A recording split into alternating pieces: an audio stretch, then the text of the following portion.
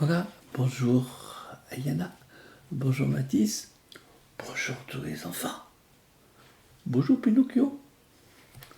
Je vais vous lire une histoire que j'ai trouvée dans ma bibliothèque. C'est un livre qui commence à être un petit peu vieux. Il date de l'année 2000. Vos parents, ils avaient 10 ans, 13 ans, peut-être même moins, 7 ans, 8 ans. C'était les histoires qu'on racontait à vos parents quand ils étaient tout petits. Ça s'appelle Rouge Caboche, l'enfant des Farfadets.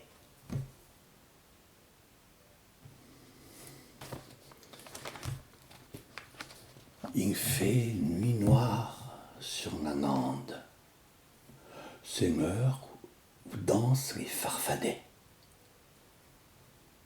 Les farfadets, c'est des personnages qui n'existent pas en vrai.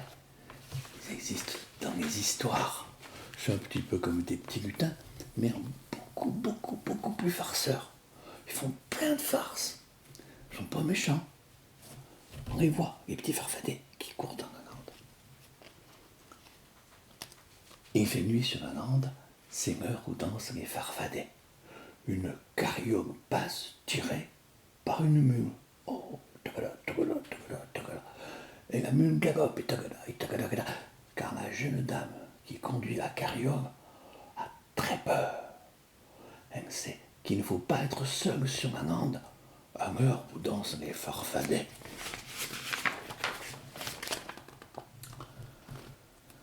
Et la mule galope, galope, et la carriole rebondit sur les cailloux. Soudain, un panier tombe de la carriole. Oh, quelque chose remue dans ce panier.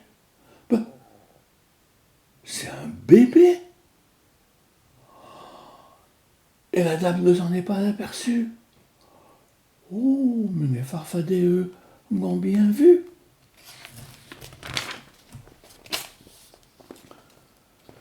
Cette nuit-là, sur la lande, les farfadets ont trouvé un bébé perdu. Et comme il avait sur le crâne un fin duvet de cheveux roux, les farfadets l'ont appelé Rouge Caboche. Et ils l'ont gardé pour s'occuper de lui, parce que la maman était bien loin déjà. Et à l'époque, il n'y avait pas de téléphone pour l'appeler. En arrivant devant sa maison, la pauvre maman s'est aperçue que son bébé était perdu. Et elle a couru sur la lande en cherchant et en appelant « Mon bébé, mon bébé !» Et elle a couru pendant des jours et pendant des nuits, et nulle part elle n'a retrouvé son bébé. Alors la jeune dame s'est enfermée dans la maison pour pleurer.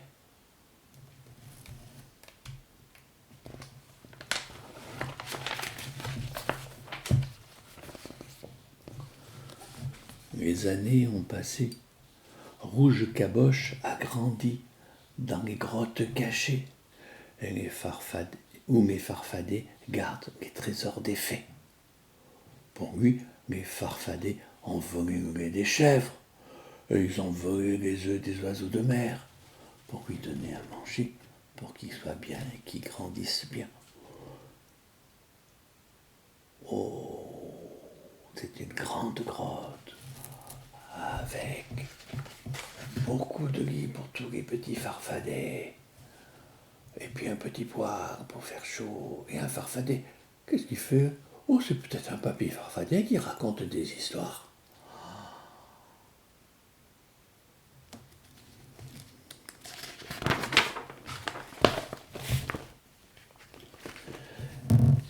Et dès qu'il a su marcher, Rouge Caboche a couru sur la lande la nuit avec les farfadets. Oh, maintenant, il sait très bien entrer dans la maison, sans bruit, pour y faire des farces, les farces que font les farfadets.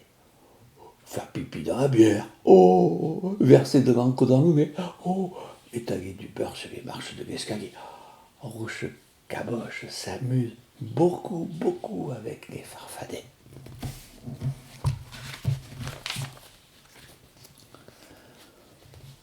Pendant une nuit, Rouge Caboche fait une colère. Les farfadets ont décidé d'aller boire le cidre nouveau, celui dont les gens du pays viennent de remplir les tonneaux.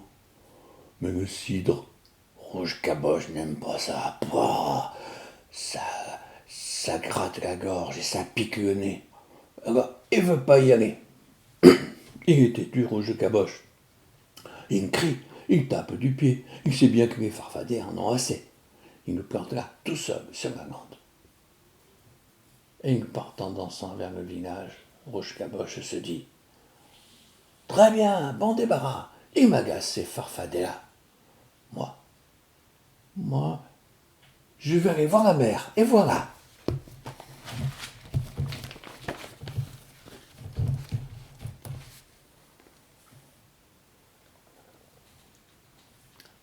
Quand Rouge Caboche arrive sur la plage, il joue un peu avec la mer. Il ramasse quelques coquillages. Puis au bout d'un moment, il ne sait plus trop quoi faire. C'est alors qu'il aperçoit une petite maison de pierre n'importe close et au volet fermé. Tiens, il n'est jamais venu dans cette maison-là. Oh, il y a toujours des farces à faire dans une maison. Une porte et des volets fermés. Ça n'a jamais empêché un enfant farfadet d'entrer. Rouge Caboche va se faufiler par la cheminée.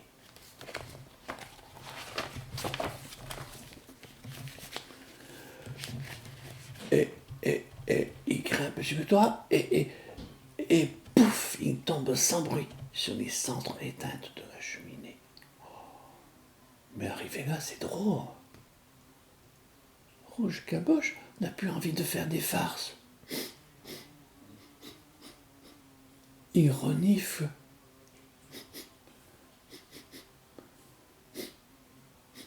À petits coups, et il trouve qu'elle sent le chagrin, cette maison. À la lumière de la lune, il découvre une jeune dame qui dort dans un lit de bois. Elle pousse de gros soupirs en dormant, et des larmes ont séché sur ses joues. Près du lit, il y a un petit berceau, une berceau-monette, mais sans bébé dedans.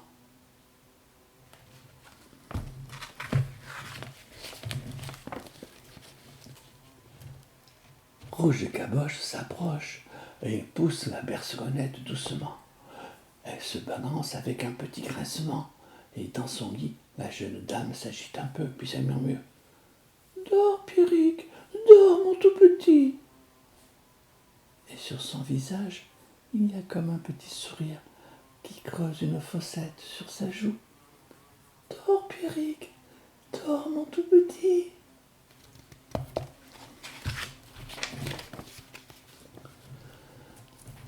Depuis, chaque nuit, Rouge Caboche revient dans la maison au bord de la mer. Et quand au matin les farfadets lui demandent: alors, raconte, tu t'es bien amusé? Il répond que ça ne les regarde pas. Les farfadets sont un peu fâchés. Parfois ils parlent entre eux, ils se disent: bah, c'est normal, que voulez-vous, il grandit notre Rouge Caboche. C'est un petit enfant des hommes, pas un farfadet comme nous. Un jour il s'en ira, c'est la vie, c'est comme ça. Il oubliera de grottes secrètes et le trésor des fées. Il oubliera les chemins cachés où nous allons danser.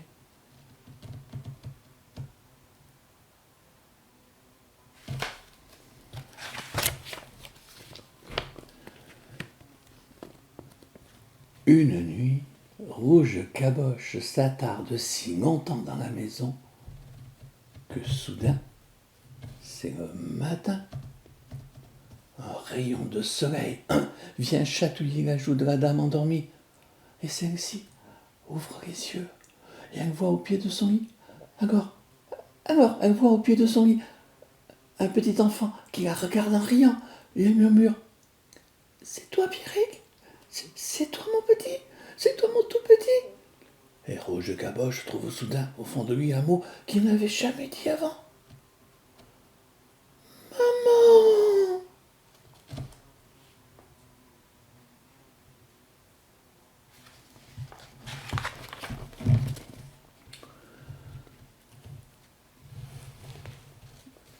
Depuis ce temps-là, dans la maison, au bord de la mer, il y a une jeune dame qui rit beaucoup avec son petit garçon farceur aux cheveux roux. Toute la journée, ensemble, ils vont pêcher. Puis ils vont vendre leurs poissons, leurs crabes et leurs crevettes au marché.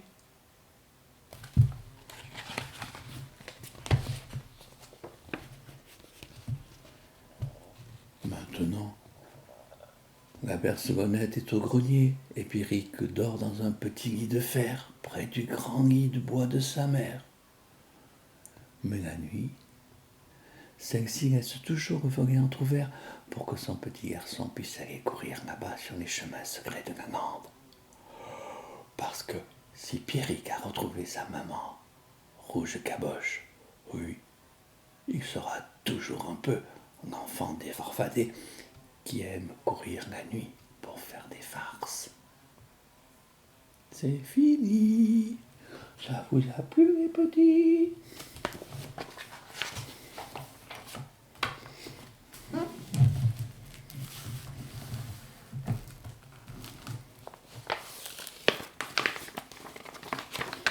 Voilà, il y avait les mots de l'histoire. La Lande, c'est là-bas, dans la région de France qui s'appelle la Bretagne. C'est un grand pays tout plat, il y a une grosse falaise, après il y a la mer.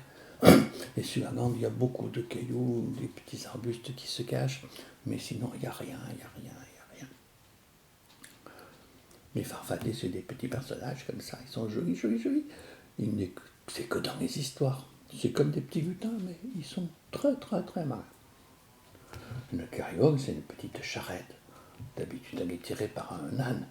Mais dans l'histoire, pour que ça aille plus vite, on n'a mis même pas un cheval. On a mis une mule et qui courait, et ça secouait sur les cailloux et ça fait tomber le bébé. Il y avait le cidre, c'est la boisson qu'ils sont allés boire. Les enfants, ils ne boivent pas du cidre parce qu'il y a de l'alcool dedans. Alors après, ils seraient peut-être un petit peu pas bien s'ils buvaient du cidre. Le foyer, c'est pareil que la cheminée, un feu de foyer. Dans l'histoire des 3 petits cochons, il y a une cheminée, mais les petits cochons, ils ont mis un feu, ils ont mis une marmite et le petit goût, il était tombé dans la marmite. Ici, il est tombé, il n'y avait pas de feu, il est tombé sur de la cendre. Et voilà, et puis une bercelonnette sur un tout petit berceau avec un grand rideau. Pour que le bébé puisse dormir, on ferme le rideau et on lui dit bonne nuit. Et voilà, au revoir les petits. J'espère que cette histoire vous aura plu.